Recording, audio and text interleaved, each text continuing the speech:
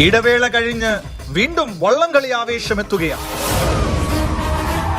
Point കണക്കിൽ ഇഞ്ചോടിഞ്ചുള്ള പോരാട്ടം.